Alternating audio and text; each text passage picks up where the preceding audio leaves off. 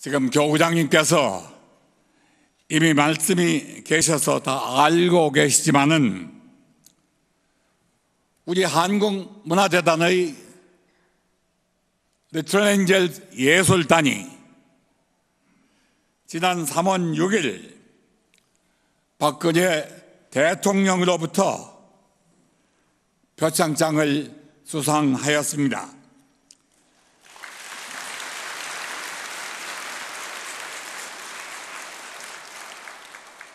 고맙습니다. 대통령 표창을 받은 것은 이번이 처음이 아닙니다. 이번이 4번째가 됩니다. 그러나 근본 대통령 표창은 좀 특별합니다.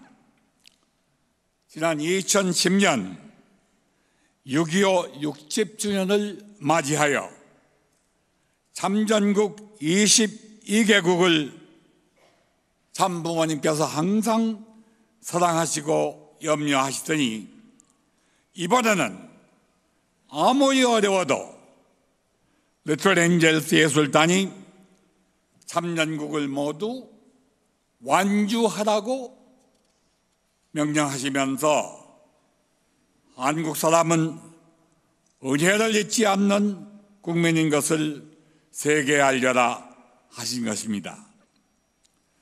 사실 6.25는 유엔 건축을 보면 16개 나라가 전투병력을 보내서 피 흘리며 싸웠습니다.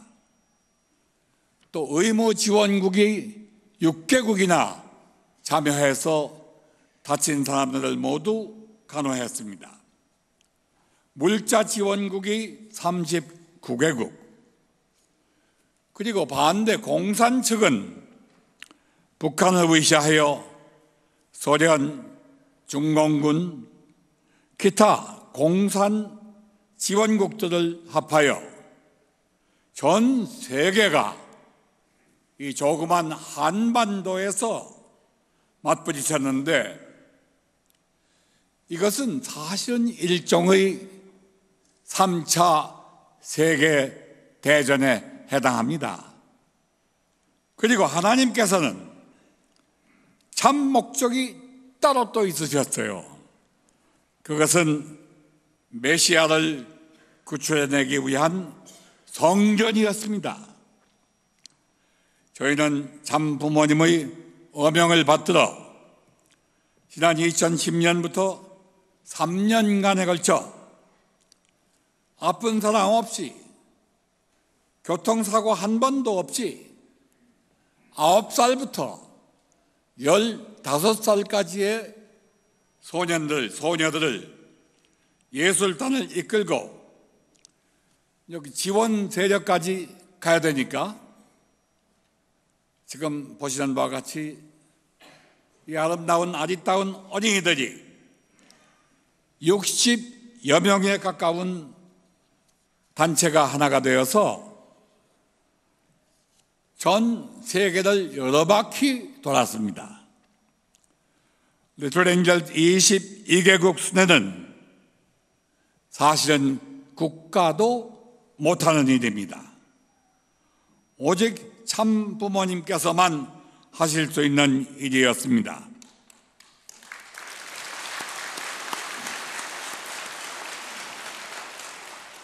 그러니 이 상은 정부가 참 부모님께 그 공적을 인정하여 참 부모님께 드리는 상이라 하겠습니다. 이것을 리틀 엔젤스가 대신으로 참 부모님 대신에 받은 것입니다. 우리 너무 감격하여서 표창을 받은 그날 바로 전경궁 본향원에 가서 참 아버님이 보시도록 여러 번 리틀 엔젤스의 깃발을, 아까 보신 그 깃발을 아버님 원전에 묘전에 흔들고 참 어머님께 표창장을 봉정하였습니다. 참 부모님은 최고의 애국자이시오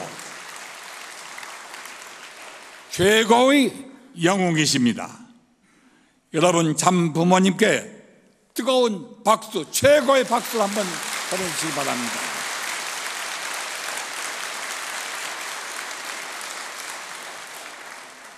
감사합니다. 저는 오늘 한국에 나온 세계적 영웅 문선명 총재님에 대하여 증언을 드리고자 이곳에 섰습니다. 저는 1957년에 입교하여 지난 약 56년 동안 문선명 총재님의 그림자로서 참 부모님께서 하시던 일을 이 두 눈으로 똑바로 보았습니다.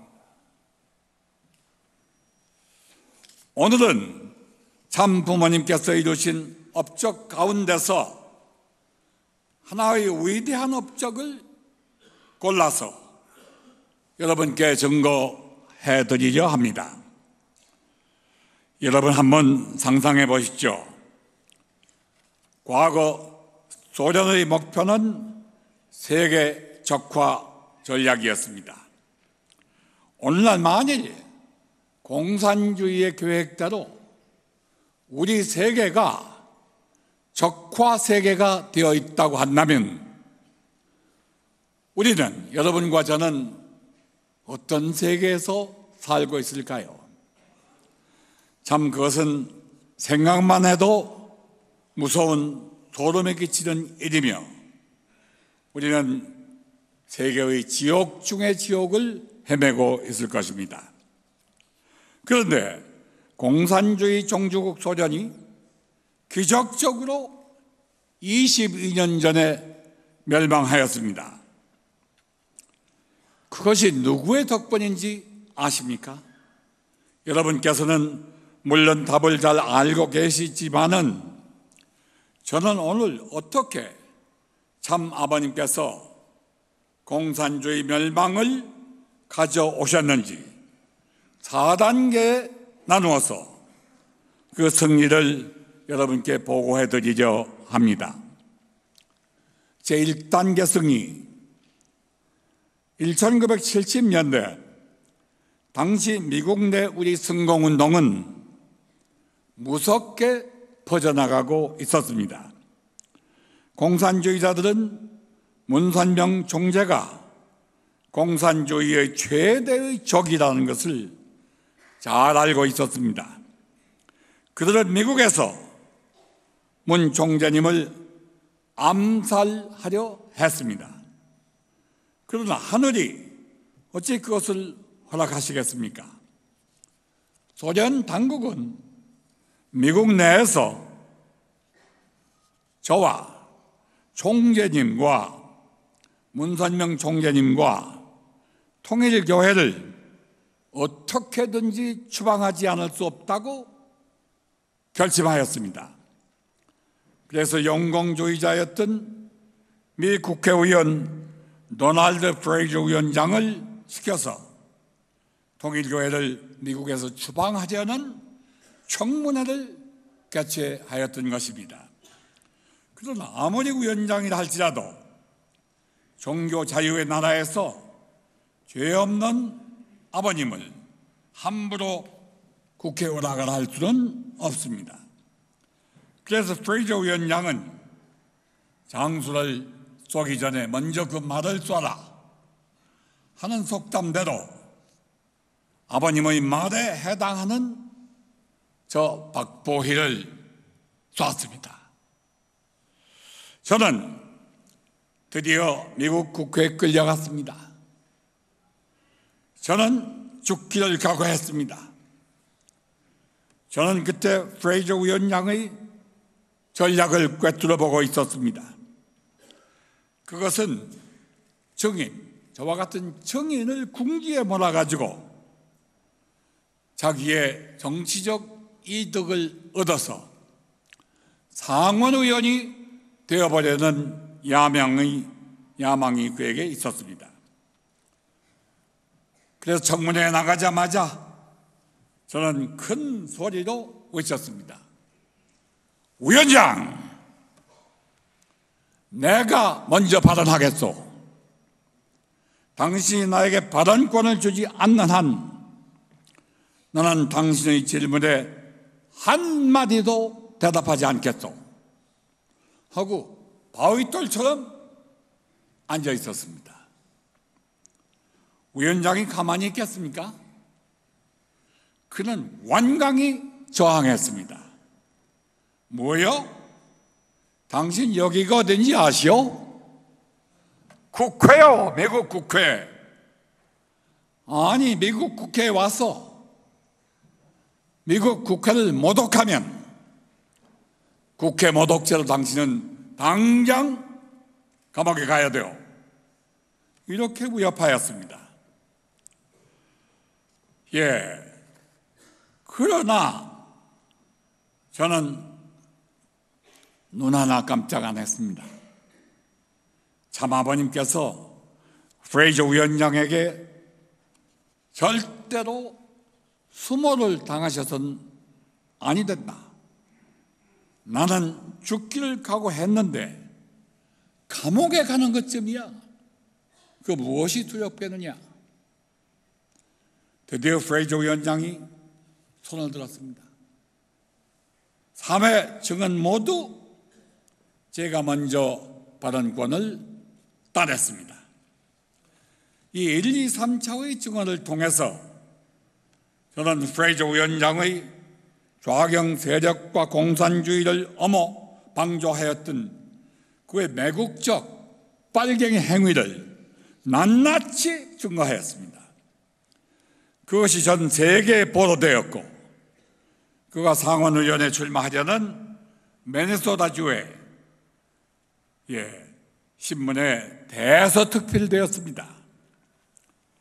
이 청문회를 통해서 통일교회를 밀어내려 했던 프레이저의 전략이 반대로 이 청문회가 자신의 목을 매는 밧줄이 되고 말았습니다.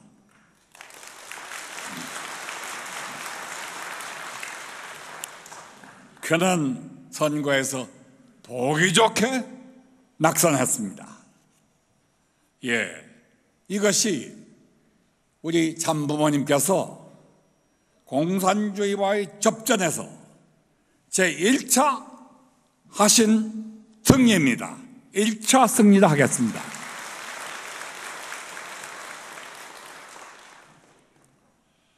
제2단계 승리. 두 번째 전략은 레이건 대통령의 당선 전략이었습니다. 문선명 총재님은 말씀하셨습니다. 프레이저 위원장과의 싸움은 오로지 서전에 불과하다.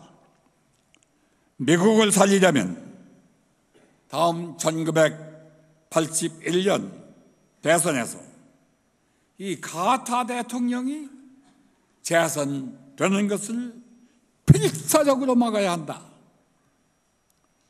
카타 대통령은 한국에서 미군을 선거 공약 미군 철수를 선거 공약으로 내걸고 대통령이 된 사람입니다.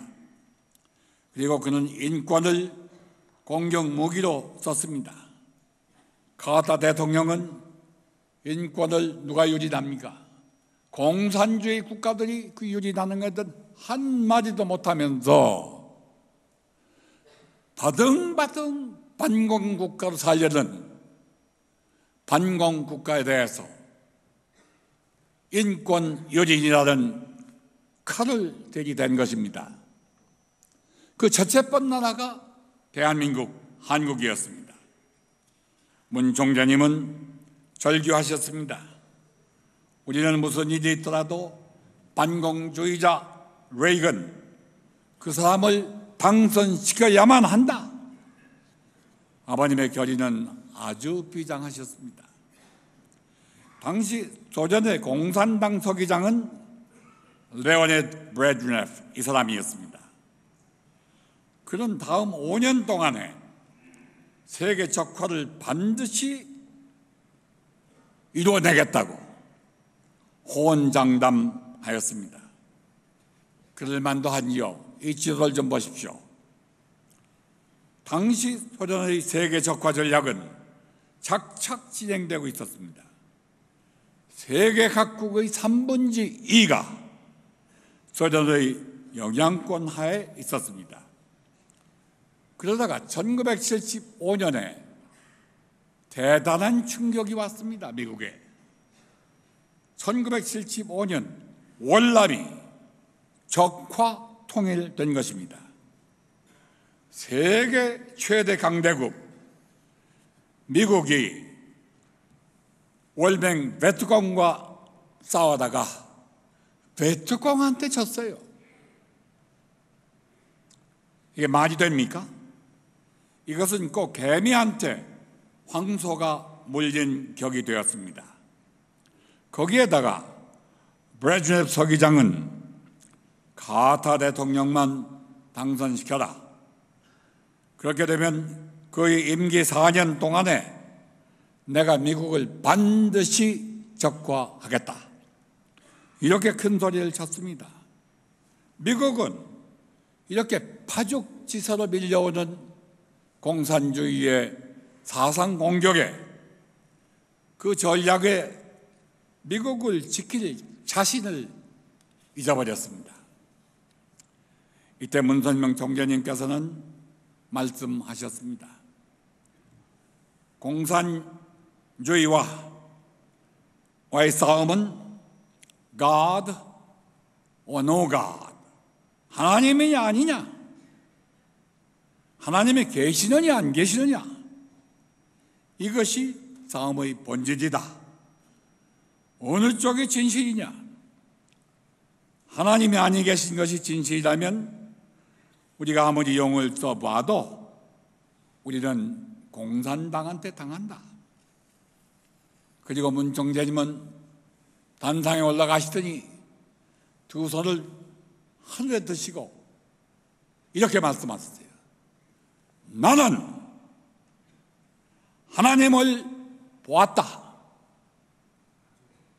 나는 하나님과 대화했다. 공산주의는 새빨간 거짓말이다. 그런데 뭐 공산주의한테 세계를 내줘? 말도 안 돼. 하나님주의로 공산주의를 공격하라. 이것만이 공산주의를 이길 수 있는 유일한 길이다. 이렇게 공격명령을 내리신 것입니다. 그리고 하루는 문 총장님께서 저 박보희를 부르셨습니다. 보희, 너 당장 레이건 대통령 후보를 좀 만나고 오너라. 저는 당시 뉴욕에 있는 뉴스월드 신문사의 사장이었습니다. 저는 당장 오하이오주에 뛰어가서 유세 중인 레이건 대통령을 만나러 갔습니다. 떠나기 전에 문 총재님께 여쭤보았습니다. 아버님, 레이건을 만났을 때 저희가 뭐라고 말씀을 드려야 되겠습니까? 아버님의 말씀을 전해야 될 거 아니겠어요? 문 총재님의 대답은 명쾌하셨습니다. 하나님께서 당신을 40대 미국 대통령으로 결정하셨다 하고 선포해라.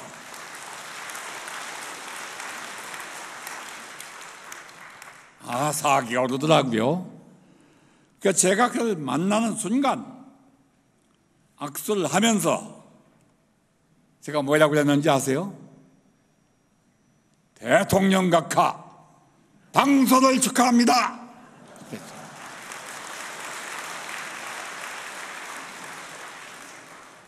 그랬더니 레이건 후보가 깜짝 놀라면서 난 아직 대통령이 아닙니다. 무슨 착각을 하셨군요. 제가 즉시 착각이 아닙니다. 아닙니다. 당신을 하나님께서 제40대 미국 대통령으로 결정하셨습니다. 문선명 총재께서 계시를 받으셨습니다. 이랬더니 뭐요? 계시를 받으셨다고? 그러면 하나님과 문선명 총재는 왜 나를 미국 대통령으로 결정하셨습니까? 조건이 뭡니까?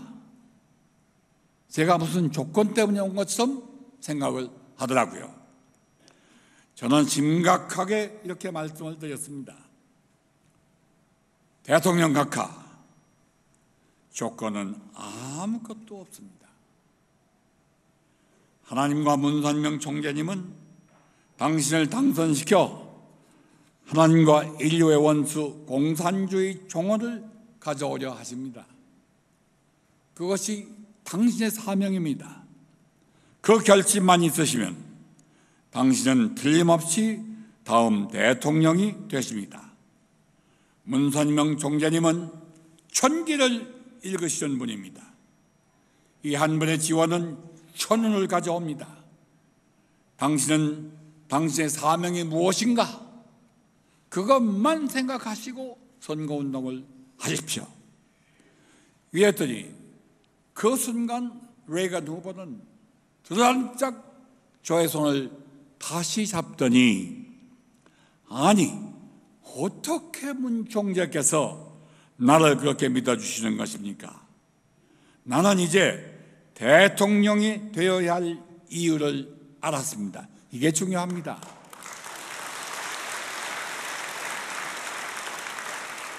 자기는 대통령 출마하면서도 공산주의를 척결하는 것이 자기 사명이라는 걸 몰랐어. 우리 아버님이 문 총재님이 가르쳐 줬어. 당신의 사명은 공산주의를 척결하는 것이다. 그랬더니 그가 그냥 사기가 올라가지고 문 총재님의 기도가 필요합니다. 부탁합니다. 이 순간 역사가 바뀌는 순간이었습니다. 박수 한번 부탁합니다.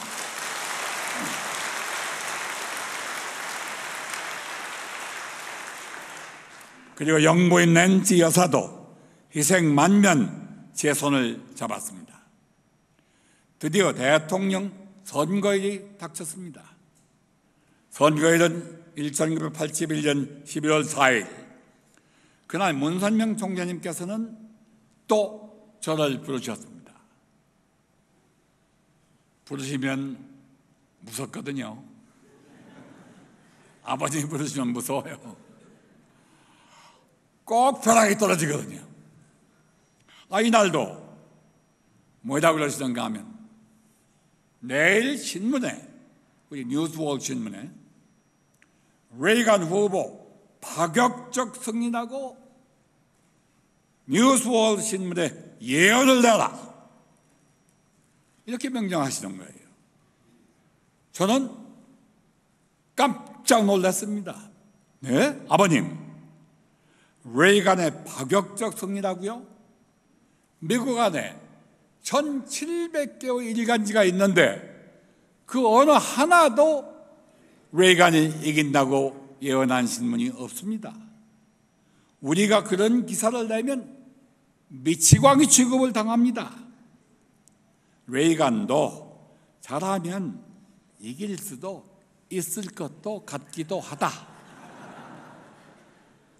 이런 정도로 좀 적당히 기사를 만들면 안 되겠습니까? 참, 여러분 앞에 고백합니다. 저는 이렇게 믿음이 없었습니다. 문 총재님께서는 천리 앞을 내다보시던데 저는 한 치 앞도, 이 신문사 사장이라는 놈이 한 치 앞도 못 보고 있었어요. 예. 지금 생각하면 대단히 부끄럽습니다. 총재님은 엉뚱한 질문을 하셨습니다. 너 오늘 3차 세계대전이 일어난다면 어떤 신문을 만들래? 예? 3차 대전이요? 그거야 세계대전인데 인류 최후의 전쟁이 아닙니까? 물론 신문 제1면에 주먹보다도 큰 활자를 써서 신문을 만들어야 하겠습니다. 그때 총재님이 벼락 같은 소리를 지르셨습니다. 보이! 바로 그거야, 바로 그거. 이것이 나의 3차 세계대전이다. 이번 선거전에 지면 적화된다. 미국이 망한다. 한국도 없다. 그러니 3차 대전이 났다는 기분으로 예언을 해라. 제가 더 할 말이 있습니까? 아무 소리도 못하고 편집국에 내려오니까 신문 사원들이 사장님, 우리가 미쳤습니까? 아니 내일 신문 닫으시옵니까? 아무 소리도 안 하고 저는 집합 모여라 했습니다. 그리고 눈물로 호소했습니다. 형제자매 여러분, 우리는 참부모님을 따르는 성도들이 아닙니까? 우리는 오늘 무조건 문 총재님의 뜻을 한번 이루어드리고 내일은 자진하여 순교신문이 됩시다. 마지막 신문입니다. 용감하게 만드십시오. 아무도 할 말이 없었습니다. 1981년 12월 3일 밤 우리는 전무후무한 신문을 만들었습니다. News World Prediction, Reagan Landslide. 잘 보이시죠? 레이간은 그 사람의 이름이죠. 그 밑에 Landslide라고 하는 것은 이것이 산사태와 같이 산이 무너지는 듯한 압승, 지축을 흔드는 승리를 말합니다. 이 신문을 곧 로스앤젤레스에 있는 레이간 후보 선거본부에 그 밤에 비행기로 날랐습니다. 그리고 여기에 대기하고 있던 정치부장이 그 신문 한 부를 레이간에게 내놓았습니다.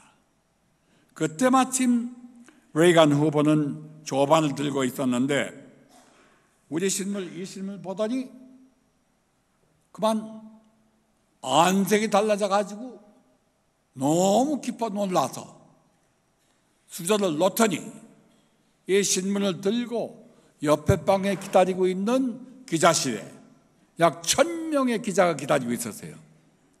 기자실로 갔습니다. 가가지고 이 사진을 이 신문을 높이 들면서 여러분 여기에 뭐라고 했습니까? 아니 기자들이 그거 대답할 시간이 있어요? 그냥 찍고 또 텔레비전 카메라 찍고 실시간으로 수백 개의 카메라가 다 찍어가지고는 전 세계를 방송이 되었습니다.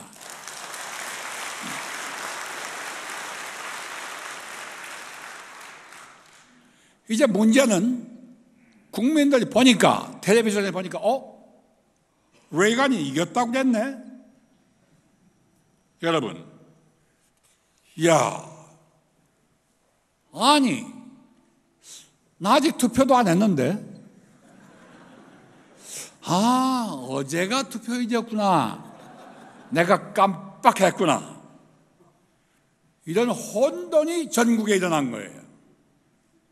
그러면서도 레이간이 승리했다 하는 그 임팩트, 그 소위 말하는 인상이 콱 들어박힌 거예요.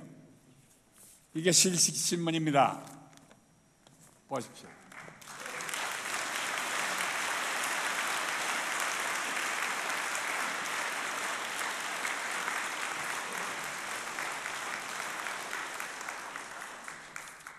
근데 문제는 요 위에 News World Prediction이라고 예언이라는 말을 분명히 썼습니다.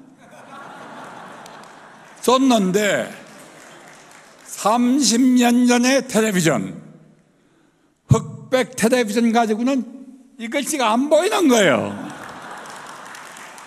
안 보이니까 이것은 레이간 대통령의 승리 선언이다, 이렇게 국민들이 인식을 했어. 그리고는 선거가 아직 다 끝나지 않은 걸 알고는 그냥 가는 곳곳마다 레이간만 찍은 거예요. 아버님은 천재이십니다. 예. 저 선거 전략을 짜시는 데 있어서 천재.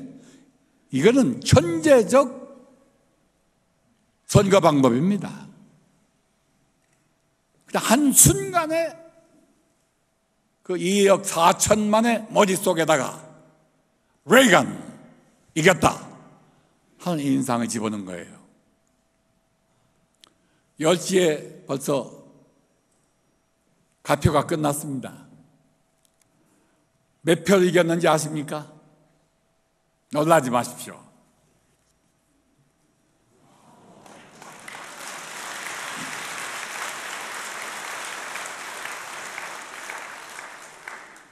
(91표의) 압승.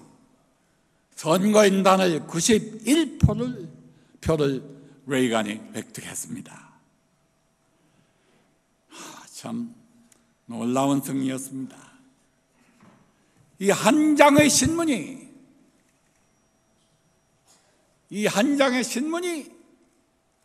역사를 바꿨습니다.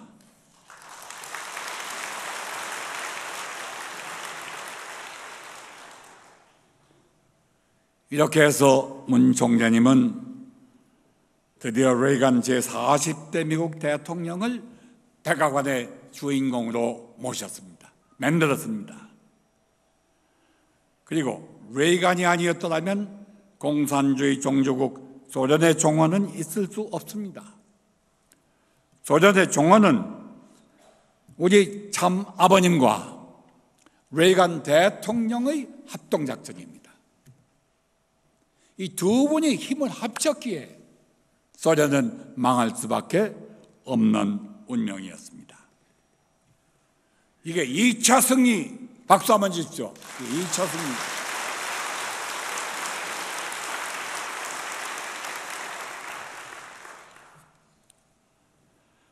이제 제 3차 승리는 제가 워싱턴 타임스의 창간을 말하는데 오늘 설교 시간이 제한이 되어 있기 때문에 여기는 긴 설명을 생략하고 다음에 읽는 것만 기억하십시오.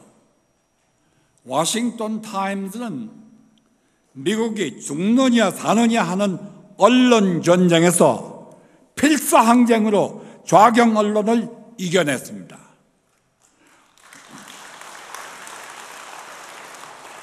워싱턴 타임스 아니었다면 역시 소련의 해방은 어려웠을 것입니다. 워싱턴 타임스의 위대한 업적은 여러분이 많이 들으셨겠습니다. 그러면 마지막으로 소련의 목에다가 칼을 꽂는 마지막 비수는 뭐였더냐? 1950년까지 소련은 원자탄을 못 가지고 있었어요.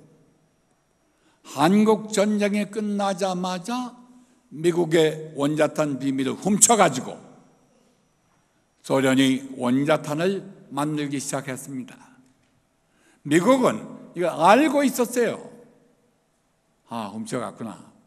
그러나 너희들이 지금부터 원자탄 만들어가지고 미국의 저축량을, 미국에 가지고 있는 비축량을 따라올 수 있겠느냐? 어림도 없어. 이렇게 미국은 안심하고 있었어. 그러다가 1980년도 30년 후에 보니까 이게 웬일입니까? 30년 후에 미국은 핵무기에 있어서 2145기가 대륙간 횡단 유도탄, 맞으면 미국에서 쏴가지고 소련을 쏠 수 있는 게 2145기. 소련은 핵무기를 가지고 미국을 공격할 수 있는 숫자가 5678기. 배가 넘습니다. 거기에다가 설상가상으로 소련이 수소폭탄까지 장착하기 시작하였습니다. 수소폭탄은 그 위력이 원자탄의 1000배입니다. 소련의 군사력이 미국보다 압도적으로 우세해졌습니다. 공산주의를 너무도 잘 아시는 우리 아버님 문선명 총재께서는 미국이 일촉즉발의 위기에 와 있다 하는 것을 아셨습니다. 문 총재님은 핵전쟁에서는 미국이 망할 수도 있다 이렇게 보셨습니다. 이거 가만히 용납할 수 있습니까? 문 총재님은 깜짝 놀랄 만한 폭탄 선언을 하셨습니다. 핵전쟁에는 미국이 망할 수도 있다. 이런 얘기 처음 들어보죠. 미국 사람들은 그런 생각조차도 못하고 있었어. 그다음 핵전쟁에는 전멸이 있을 뿐이다. 전멸. 그다음 핵전쟁에는 선제 공격하는 자가 이긴다. 미국은요, 선제 공격을 받고 그리고 보복 공격으로 소련을 망친다. 목숨을 만든다. 이런 전략이었는데 그 전략은 안 된다. 아버님이 이렇게 말씀하시는 거예요. 한번 얻어맞으면 그만이다. 아니, 살아남지도 못하는데 무슨 보복 공격이냐. 이 폭탄 선언이 대서특필되니까 이제는 미국의 여론이 문 총재님 말씀이 옳다고 찬성 여론이 일어났습니다. 문 총재님은 미국을 살 길은 새 방어 전략, SDI 전략을 쓰는 길밖에 없다. SDI 전략. 이게 뭐냐? SDI가 뭐냐? 좀 아셔야 되겠습니다. S는 strategic, 전략이란 말이고, D는 defense, 방어, I는 initiative, 새 방위 구상인데, 그렇게 해봐야 뭔지 잘 모르시죠? 제가 한마디로 설명을 드리겠습니다. 이 SDI라고 하는 것은 한마디로 소련이 핵무기를 쏴도 그 유도탄이 미국에 한 발도 떨어지지 못하도록 미국 전체 핵 우산을 씌우는 전략입니다. 제가 한번 보여드릴 게 있습니다. 우산입니다. 근데 우산이 대비정선이에요. 하얀 종이 많이 뱉겠죠? 이걸 원자탄이라고 생각하시죠. 이렇게 원자탄이 날라와도 빗방울이 떨어져도 내가 쓰고 있으면 내가 그 빗방울 맞습니까? 안 맞습니까? 맞습니다. 안 맞죠? 예. 이거와 같은 원리로 미국 전체 핵 우산을 씁니다. 이것이 SDI 전략입니다.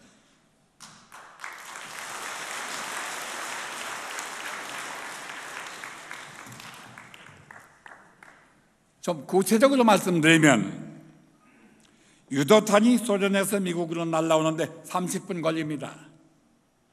그동안에 미국은 우주에 이렇게 전자 기둥을 세우는 것입니다. 눈에 보이지 않는. 그래가지고 그 높은 전자 기둥을 세워가지고 원자탄이 미국에 맞으려면 반드시 그 전자망을 넘어가야 됩니다. 건달해야 됩니다. 거미줄 마냥 건달해야 됩니다. 그래, 건달이기만 하면 어떤 일이 일어나느냐?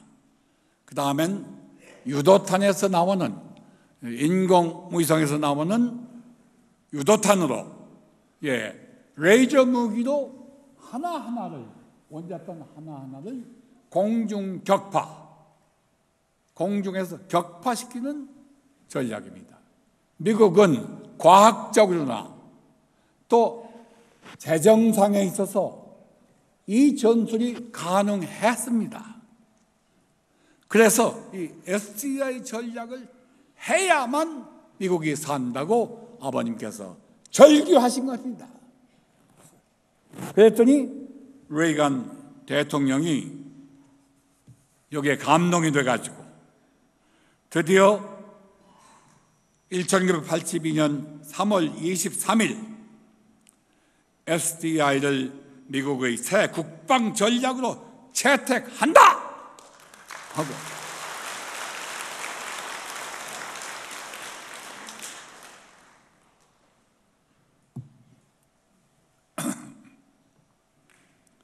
하고 선포를 하니까 어떻게 되겠습니까? 소련 쪽에서 야단났습니다.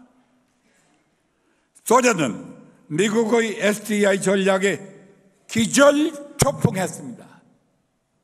그러리라고는 미국이 거기까지 준비했으리라고는 상상을 못했어. 여기에는 소련도 속수무책이었어요. 속수무책이. 어떻게 대항할 길이 없어. 여러분, 문선명 총재께서 워싱턴 타임스를 통하여 미국 정부의 SDI 전략을 제안하신 것은 소련의 마지막 명맥을 끊는 최후의 일격이었습니다. 여기도 박수 한번 받을 만한데.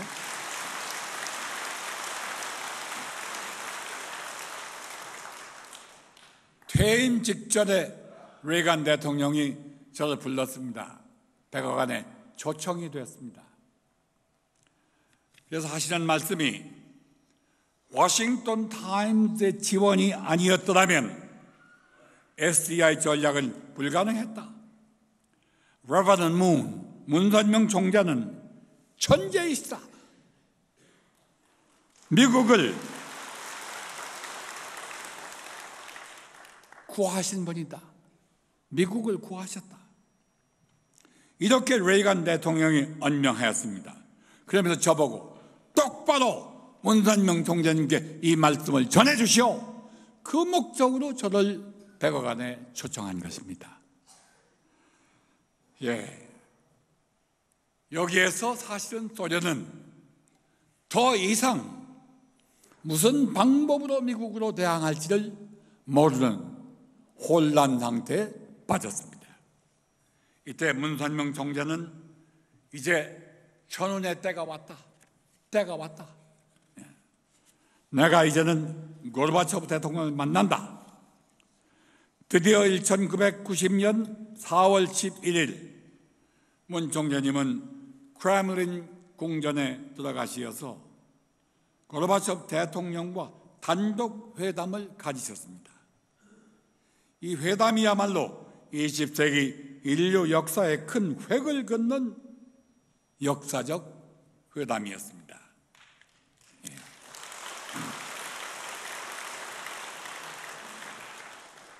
우리 아버님은 고르바초프 대통령에게 기탄 없이 말씀하셨습니다.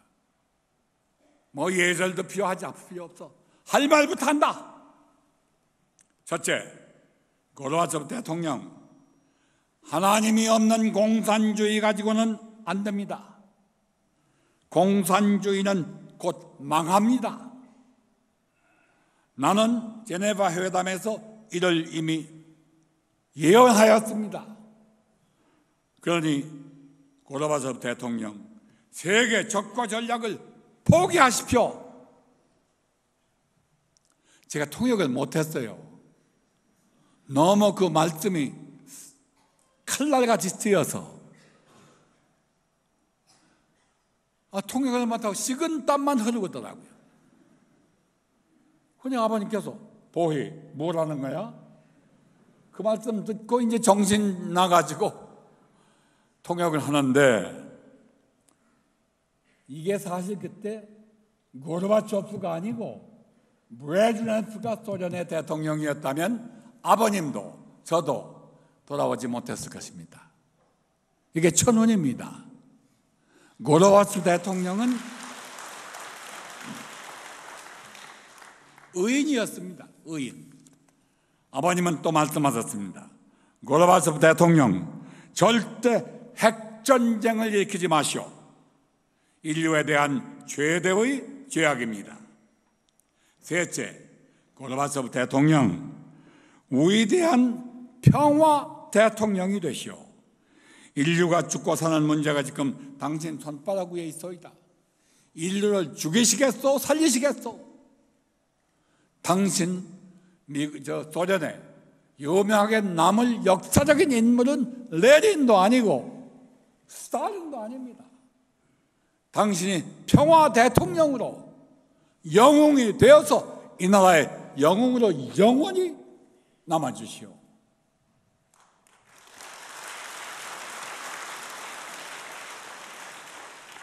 고르바초프 대통령이 감동했어요. 고르바초프 대통령은 시종일관 문 총재님의 말씀을 경청하였습니다. 지금 생각하면 그는 의인이었습니다. 그는 그 후 문 총재님 말씀대로 실천하였습니다. 첫째, 고르바초프 대통령은 소련의 세계 적화 전략을 포기하였습니다. 일철 포기.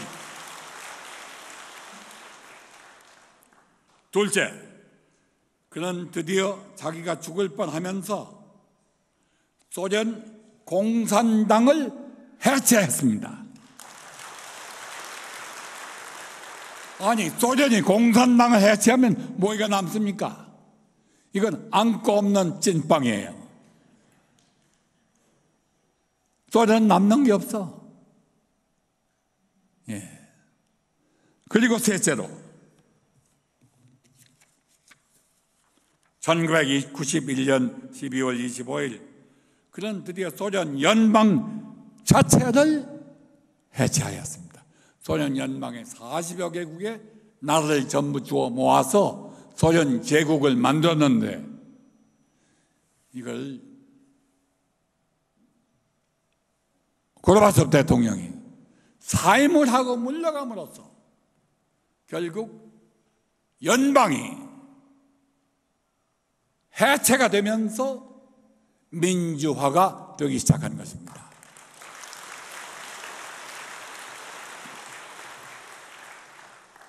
피 한 방울 흘리지 않고 총 한 방 쏘지 않고 원자탄 한 발을 응용 못하고 저 거대한 소련 제국이 해방되었습니다. 이것이 하나님의 역사가 아니고 무엇이겠습니까? 소련의 해방자, 우리의 영웅 문선명 총재님께 뜨거운 박수 한번 보내올렸습니다.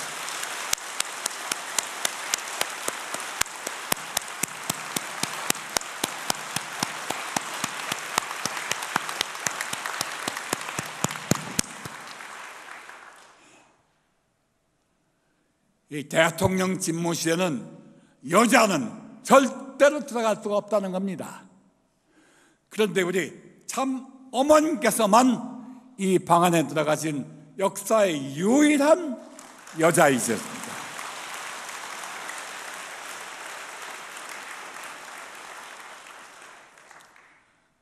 통쾌했습니다.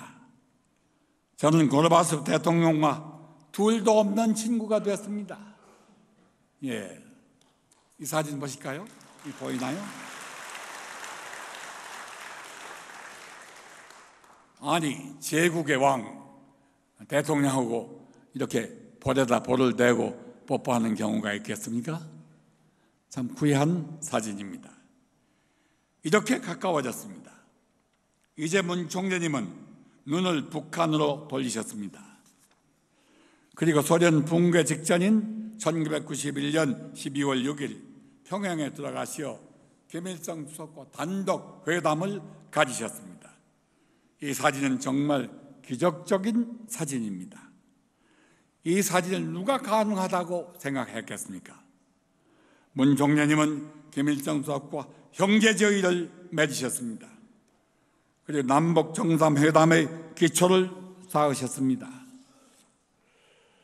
그런데 1994년 7월 8일 김일성 주석은 남북 정상회담을 11회 앞두고 사망하였습니다. 아시죠? 문선명 총재님은 대단히 애도하시었습니다. 저보고 문 총재님 대신 네가 조문을 갔다 오너라 이렇게 명령을 하셨어요. 예, 갔다 오겠습니다 하고 대답하고 나서 저는 설명을 드렸습니다. 북한 방송에서 외부의 조문객은 일절 받지 않겠다고 합니다. 제가 평양에 들어가기가 어려울 것 같습니다. 이렇게 말씀을 드렸더니 아버님은 크게 화를 내시면서 보이, 그게 무슨 소리야? 우리는 의형제가 아니냐? 우리는 가족이야. 내가 보내는 조문사들은 달라. 안 받을 리가 없어. 정말 안 받는다면 너는 압록강에 가서 헤엄쳐서라도 들어가. 이게 죽으라는 말씀이죠.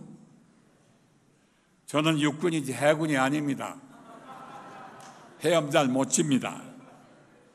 저는 예 하고 대답하고 우선 압록강으로 가기 전에 베이징에 가서 주창준 북한 대사를 만났습니다. 총재님의 뜻을 낱낱이 대사에게 전하였습니다. 그는 크게 감동하였습니다.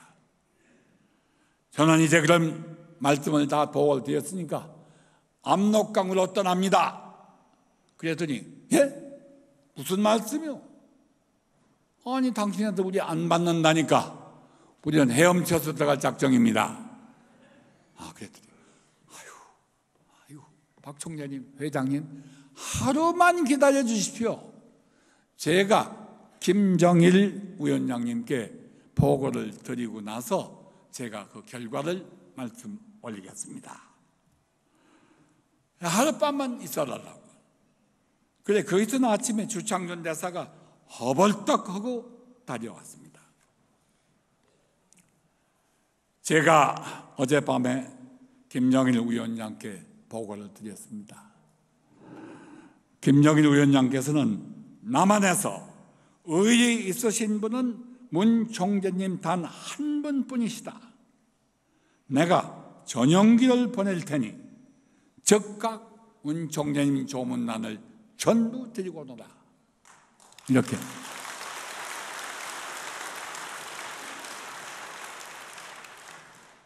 그래서 옷 한가득 적시지 않고 편안히 7월 13일에 평양에 상륙하였습니다. 우리 조문단은 특별히 대접을 받았습니다. 그리고 이것이 조문 장면입니다. 문 총재님의 안부를 제일 먼저 물었습니다. 떠나기 전에 저는 또 한 번 김정일 위원장과 다시 한 번 단독 회담을 가졌습니다. 저는 대한민국에서 김정일 위원장을 제일 먼저 만난 사람이 되었습니다. 형제자매 여러분, 제가 서두에 오늘날 우리가 편히 이렇게 살 수 있는 게 누구의 덕분이냐 하고 질문을 던졌습니다. 대답은 이미 명명백백합니다. 메시아의 덕분입니다. 참 부모님의 덕분입니다. 문선명 총재님의 승리의 덕분입니다.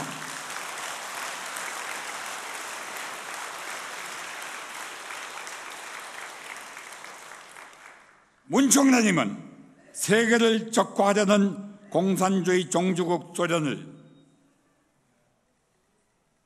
원자탄을 그들이 쓰기가 완전히 준비되기 직전에 찰나 얼마 시간이 남지 않았었어요. 그 직전에 소련을 멸망하신 영웅이 되셨습니다. 그리고 21세기의 세계 평화를 우리에게 주셨습니다. 지금 세계 각지에서 여러 가지 문제는 있습니다만은 옛날과 같은 큰 전쟁은 없습니다. 그래도 21세기는 평화의 세기인데 이것이 참 부모님의 덕분입니다. 참 부모님은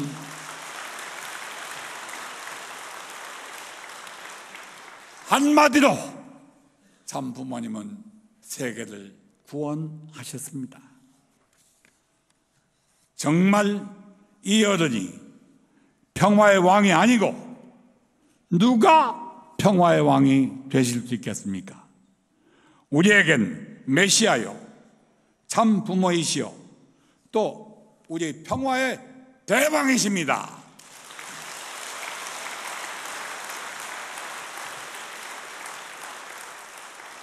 그리고 그 어른이 여러분과 저의 아버지십니다. 아버지십니다. 그리고 우리는 하나님과 참 부모님의 아들, 딸입니다.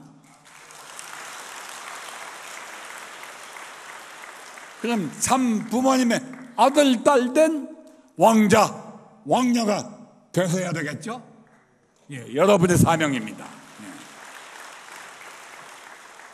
사생결단, 전력투구, 참 부모의 아들, 딸 된 것을 세계 자랑하고 앞에 참 부모님의 효자, 효녀가 될 것을 맹세하는 평화의 사도가 되어주시기를 간절히 바라면서 시간이 너무 넘은 것 같아서 제가 좀 조바심이 납니다만은 여러분 이렇게 잘 경청해 주시니 너무 감사합니다. 이만 마치겠습니다. 감사합니다.